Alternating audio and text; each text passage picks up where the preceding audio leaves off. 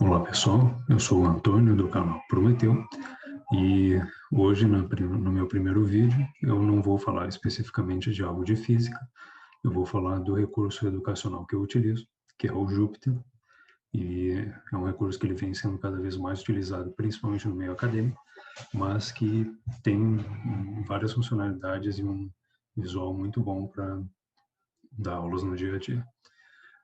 Ainda mais agora no período de pandemia, ter mais uma opção de ter mais um recurso visual para dar aulas online é uma boa opção. O nome desse recurso que eu estou usando é o Jupyter Notebook.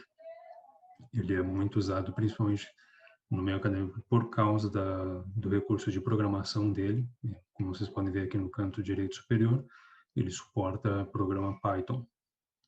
Ele também suporta os programas como C, Julia. Então, as linguagens de programação são bastante utilizadas na plataforma do Jupyter.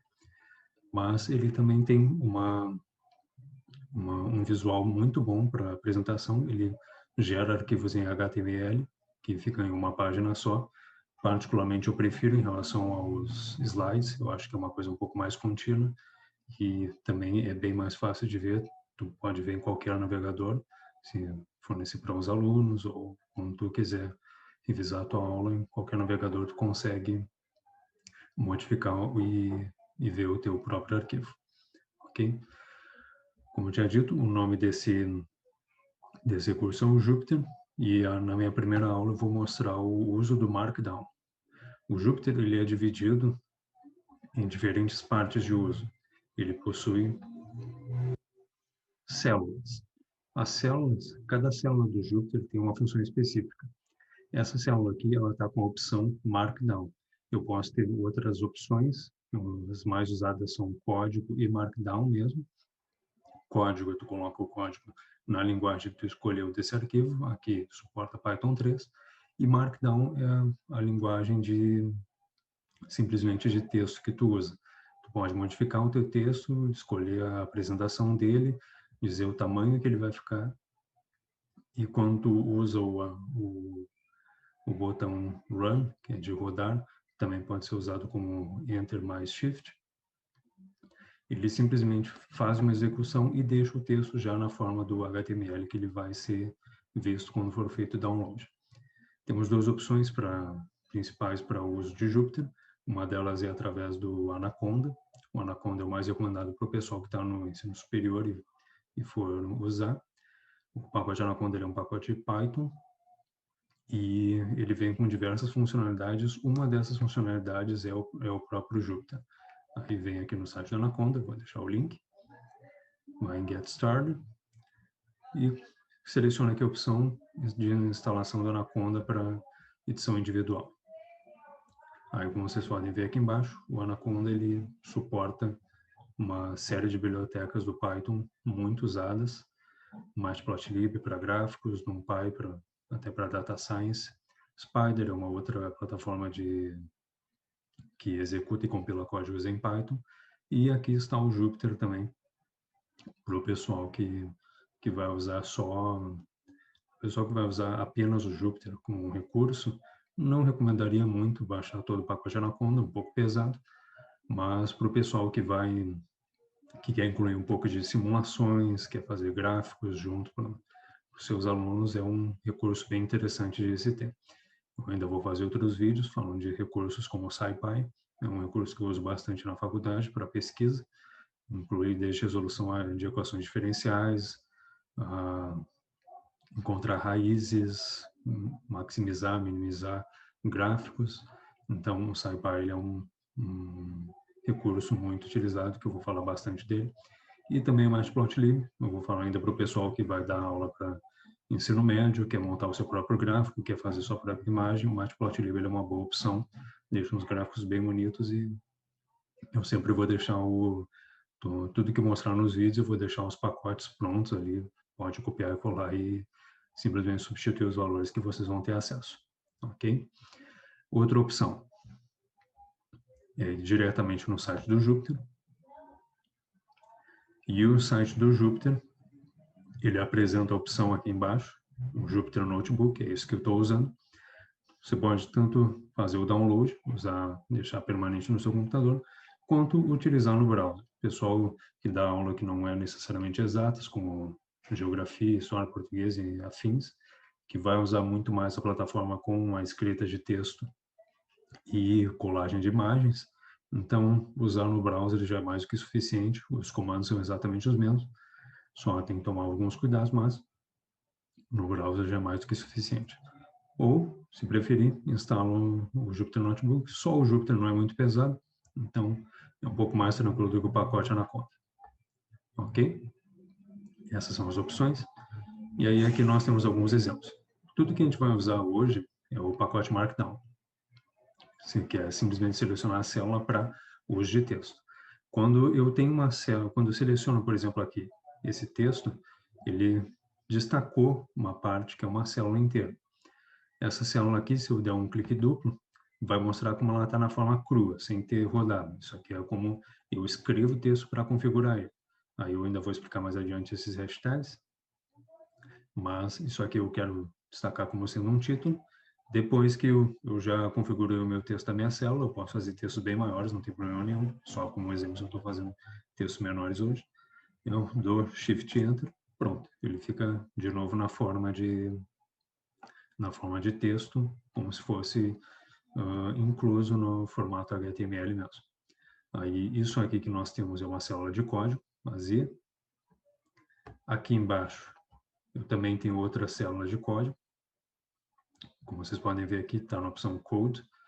E na opção Code, como eu disse, a gente não pode muito usar para fazer texto. Se tu selecionar uma opção de código e escrever um texto e der Shift Enter e der comando Run na célula, ela vai reclamar, como eu mostrei aqui nessa célula aqui de baixo. Olha só. Vou selecionar aqui e rodar essa célula. Rodei a célula, pronto, ela não mostrou na forma de Markdown, não ficou um texto bonito de fundo. Ela simplesmente fez uma reclamação, que é porque eu cometi um erro de sintaxe na linguagem Python. Então, isso aqui tem a reclamação porque ele interpreta essa célula aqui como sendo uma linguagem de código. Então, tem que tomar cuidado. Como eu mostrei aqui, é só selecionar a célula e escolher qual opção que você quer. Tu pode escolher tanto código quanto Markdown. Se eu pegar a mesma célula e colocar no formato de Markdown e rodar, ela não vai ter problema nenhum. Ela vai aparecer no formato de texto como era esperado. Vou deixar aqui na forma de código. Vou rodar, olha aí, reclama de novo. E eu vou deixar dessa forma aqui, porque eu vou disponibilizar todo esse arquivo aqui para vocês também como um tutorialzinho, uma colinha para quando for montar o próprio arquivo em Jupyter, pode simplesmente colar todos os recursos que a gente tem aqui. Como eu disse aqui, a reclamação em cima, pois a célula não precisa estar configurada para ser Markdown. Ok? E aí as células elas podem ser excluídas, movidas e copiadas através das barras de comando acima. Olha só, aqui eu tenho a primeira célula, aqui eu tenho uma célula a ser excluída. Então, eu posso vir aqui na tesoura, Cut Selected Cell, então, pronto, a célula sumiu, não está mais ali. Aí, aqui eu tenho a célula 1, célula 3 e célula 2. Então, não está em ordem, eu vou pegar a célula 3, seleciono a seta aqui, Move Selected Cell Down, e pronto, a célula mudou para baixo. Então, uma coisa que vocês podem muito fazer, tem uma ideia de como montar a aula, vai lá, monta uma célula inteira de uma certa etapa. Eu acho que eu devia dar essa aula antes, não tem problema, não precisa recortar tudo e colar lá em cima com um período de desconfigurar, como acontece muitas vezes em Word, acontece muitas vezes em PowerPoint. Então, tu simplesmente seleciona a célula e vai movendo ela ao longo do teu notebook para onde tu quiser.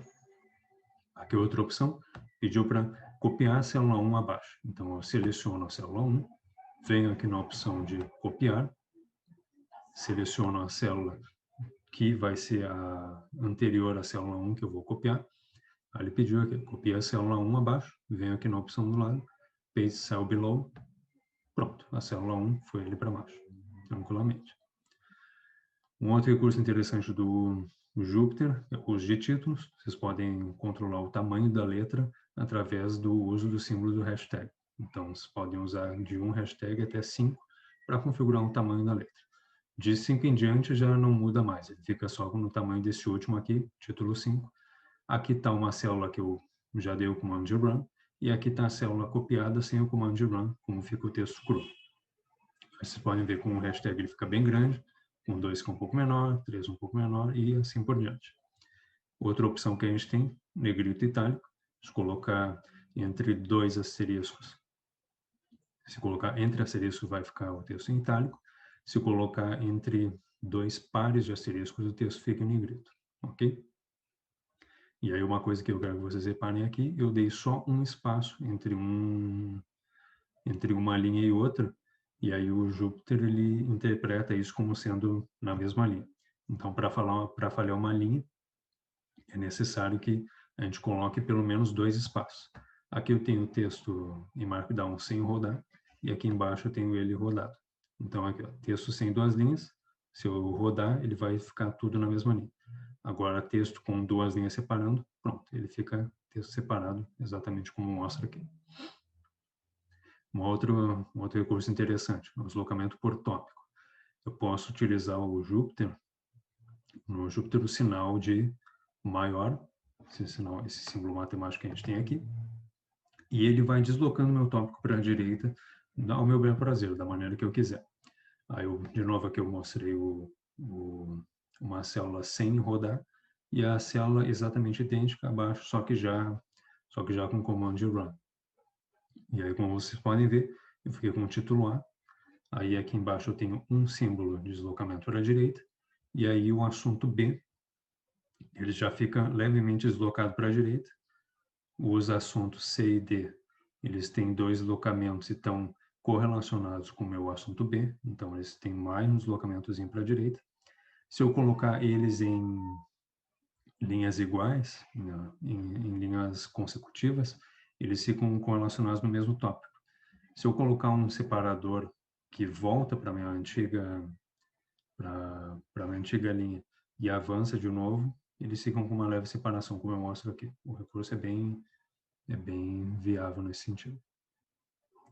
Agora, o último tópico que interessa bastante para o pessoal que não necessariamente é de exatas, é adicionar imagens. Adicionar imagens é um dos recursos bem úteis aqui no Markdown. Uma coisa que eu uso bastante, realmente, utilizar imagens. Eu tenho 2 opções. A gente pode tanto usar esse comando aqui, não precisa decorar, como eu disse, o código vai ficar todo pronto para vocês, mas tu coloca entre os sinais de menor e maior image search, isso que significa essa sigla, igual a, aí tu coloca o link da tua imagem entre parênteses e fecha. Pronto. Quando rodar a célula, a tua imagem já vai estar lá. A outra opção, tu usa o painel, vai em Edit, Insert Image e seleciona uma imagem qualquer do teu computador. Eu vou fazer das 2 formas aqui. Primeiro aqui, inserindo imagem via link, já está aqui o comando, Image Search, e aqui já estão os parênteses, eu só vou colar o link ali no meio. Então, peguei aqui um exemplo de imagem, plano de Argand Gauss, vocês podem selecionar com o botão direito e abrir a imagem, uma nova aqui. Aí aqui vai estar a imagem pura, vai lá, Ctrl C no link, Ctrl V no link dentro dos parênteses. Se eu rodar essa célula, pronto, apareceu aqui a imagem, bem certinho, ok? Segunda opção, inserindo a imagem via arquivo, vou escolher aqui.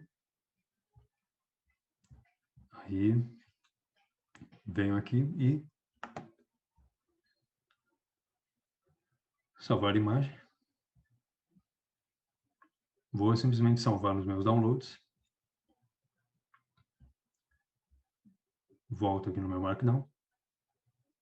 Depois que eu for no Markdown, é só colocar Edit. Vem aqui bem embaixo, Insert Image. Escolhe o arquivo.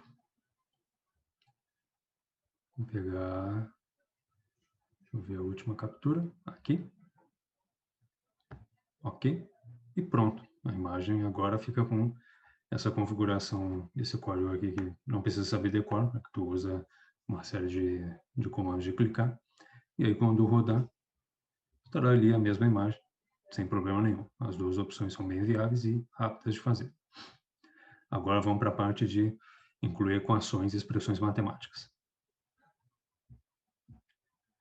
O Markdown, ele suporta uma gama de comandos de LaTeX. Então, para o pessoal de exatas que vai usar equações, vai escrever um balanceamento químico, simplesmente usa os comandos de LaTeX que não vai ter nenhum problema aqui.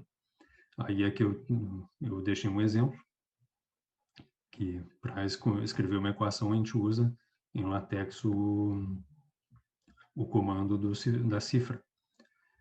Então, as duas opções que a gente tem são praticamente iguais ao que acontece no LaTeX. Se eu coloco entre um par, entre duas cifras só, a minha equação ela fica junto do mesmo texto.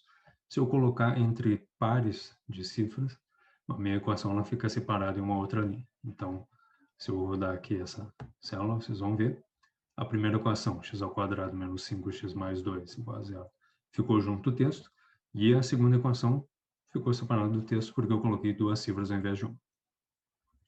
E o interessante das equações é que, bom, eu particularmente eu acho um pouquinho pequeno escrever as equações dessa forma, então eu prefiro modificar o tamanho das equações usando o mesmo recurso de títulos. Eu simplesmente coloco as hashtags para selecionar o tamanho das equações. Aqui eu coloquei a mesma equação com vários formatos de título. Aí vocês vão ver que as equações podem ficar de vários tamanhos diferentes.